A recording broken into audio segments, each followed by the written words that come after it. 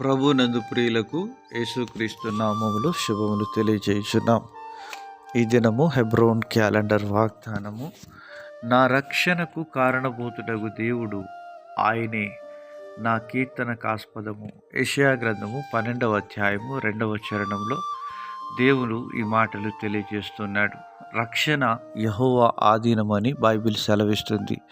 ప్రియమైనటువంటి దేవుని ప్రజలారా, దేవుడు తన గొప్ప రక్షణను మనకు అనుగ్రహిస్తూ వచ్చినాడు. బైబిల్ సెలవిస్తుంది, ఇంత గొప్ప రక్షణను మనము నిర్లక్ష్యం చేసినడలా ఎలాగూ తప్పించుకొందుము అని. అట్టి రక్షణ ప్రభు బోధించుట చేత ఆరంభించబడుతూ వచ్చిందని దేవుని వాక్యం సెలవిస్తూ ఉంటున్నది. దేవుడు ఆ రక్షణను ప్రభు అయిన యేసుక్రీస్తు వారి ద్వారా మనకు అనుగ్రహిస్తూ వచ్చినాడు. ప్రియమైనటువంటి దేవుని ప్రజలారా, మరి నా రక్షణకు కారణభూతుడగు దేవుడు ఆయనే ప్రభు అయిన యేసుక్రీస్తు వారు. ఇదిగో ప్రజలందరికీ కలగబో మహా సంతోషకరమైన శుభవర్తమానం ఏమనగా, నేడు దావీదు పట్టణమందు రక్షకుడు మరి మీ కొరకు పుట్టి ఉన్నాడు. ఆయనే ప్రభు అయిన యేసుక్రీస్తు వారు. ప్రియమైనటువంటి దేవుని ప్రజలారా, ఆయన సర్వమానవాళిని రక్షించడానికి, సిలువలో తన ప్రాణం పెట్టడానికి లోకానికి దిగి వచ్చిన దేవుడుగా ఉంటున్నాడు. ఆయన మన రక్షణకు కారణభూతుడు.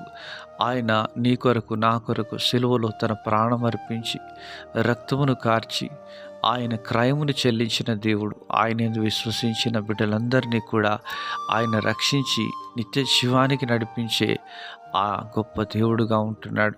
కనుక ఆయనకు మనము కృతజ్ఞతాస్తుతులు చెల్లించవలసిన వారంగా ఉంటున్నాం.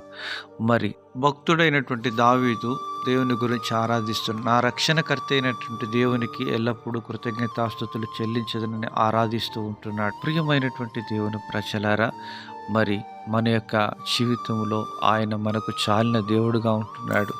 ఆయన మనకు కోటగాను, కొండగాను, ఆశ్రయ దుర్గముగాను ఉంటున్నాడు. మరి నా రక్షణకర్త అయిన దేవుని యందు నేను అతిశయించుదును అని దావీదు ఆరాధన చేస్తుంటున్నాడు. ఆయన సౌలు యొక్క బారు నుండి అనేక పర్యాయాలు ఆయనను తప్పిస్తూ వచ్చినాడు. దైవజనుడు హబక్కూకు గారు అంటున్నారు, అంజూరపు చెట్లు పూయకుండినను, ద్రాక్ష చెట్లు ఫలింపకపోయినను, ఒలివ చెట్లు కాపులేకపోయినను, చేనులో పైరును పంటకు రాకపోయినను, గొర్రెలు దొడ్డిలో లేకపోయినను, సాలలో పశువులు లేకపోయినను, నేను యెహోవా యందు ఆనందించెదను, నా రక్షణకర్త అయిన నా దేవుని యందు నేను సంతోషించెదను అని హబక్కూకు దైవజనుడు ఆరాధిస్తున్నాడు. అలాగున మనము కూడా ఆయనతో కలిసి ఆరాధన చేయుదుము గాక.